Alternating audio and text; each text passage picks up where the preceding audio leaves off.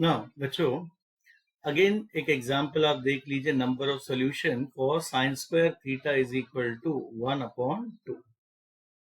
आप इसे सॉल्व करो तो क्या लिख सकते हो बच्चों? साइन स्क्वायर थीटा इज, इसे भी स्क्वायर फॉर्म में लिखिए तो 1/√2 द होल स्क्वायर। बच्चों याद करो, साइन थीटा की वैल्यू 1/√2 कब होती है? तो π/4 पे। साइन π/4 की वैल्यू 1/√2 है, तो ये हो गया sine π/4 the whole square. Okay, I hope you all remember that sin π/4 is 1/√2. Now, अब इसके जनरल सॉल्यूशन की बात करें तो हमें क्या मिलेगा बच्चों?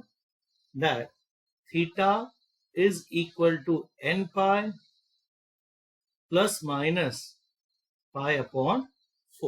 Alright? देखो बच्चों, ध्यान से देखिएगा, हमारा जो थीटा है दैट शुड बिलोंग टू 0, पाई, इतने में ही हमें आंसर चाहिए।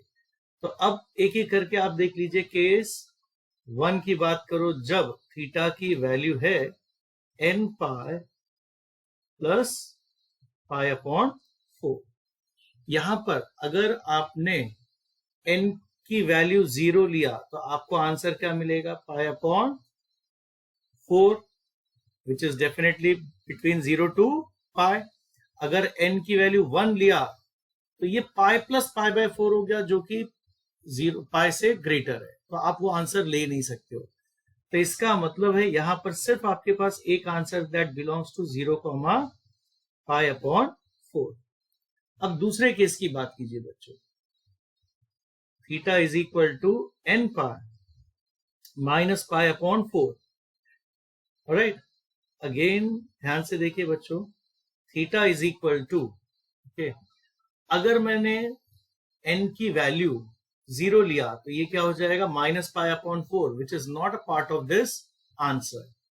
ओके, तो यहां पर अब देखिए आपके पास क्या बचा? Theta is equal to n pi minus π/4। That means your correct answer is, अगर आपने यहां पर थीटा की n की वैल्यू 0 लिया तो थीटा की वैल्यू माइनस π/4 आएगा, जो कि इस रेंज में नहीं सेटिस्फाई करता। तो अगली वैल्यू n ले लीजिए, तो n लिए तो पाई माइनस π/4 कितना हो जाएगा बच्चा? 3π/4। That definitely belongs to this. n की वैल्यू 2 लोगे तो 2 पाई माइनस π/4 फोर्थ क्वाड्रेंट का वैल्यू आएगा, जो अगेन 0, पाई में नहीं आ रहा है। तो इसका मतलब है हमारे पास इसमें भी सिर्फ एक ही आंसर है, 0, पाई। ओके डियर, देयरफॉर डियर बच्चों, आपके पास नंबर ऑफ सोल्यूशन कितने हैं बच्चों? एक, राइट, फर्स्ट क्वाड्रेंट का और एक सेकंड क्वाड्रेंट का, यानी 2 आंसर।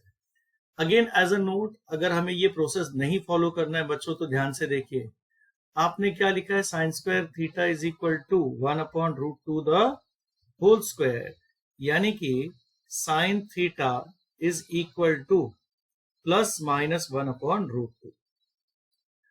अगेन ध्यान से देख लीजिए, पॉजिटिव वैल्यू की बात करते हैं। Sine theta is equal to 1/√2, right, lies in first and second quadrant.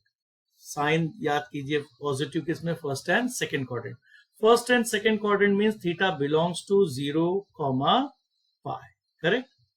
अच्छा, अगर मैं दूसरा केस सॉल्व करता हूं, sine theta is equal to minus 1/√2, तो this lies in third and fourth quadrant.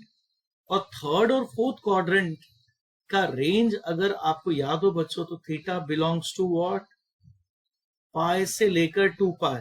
ये आपके रेंज के बाहर हो गया, 0 से पाई के रेंज के बाहर हो गया, तो वो हमें लेना ही नहीं है।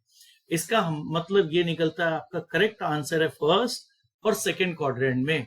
देयरफॉर नंबर ऑफ सॉल्यूशन कितने हुए बच्चों? Equals to 2। तो अगर मैं ये प्रोसीजर फॉलो करता हूं बच्चों, तो मुझे जनरल सॉल्यूशन निकालने की कोई जरूरत नहीं है। ओके, ये आपके स्टेट बोर्ड के एग्जाम्पल्स में आप भले यूज कीजिए, बट अगर एंट्रेंस में है तो आप ये शॉर्टकट मेथड को फॉलो कर लीजिए।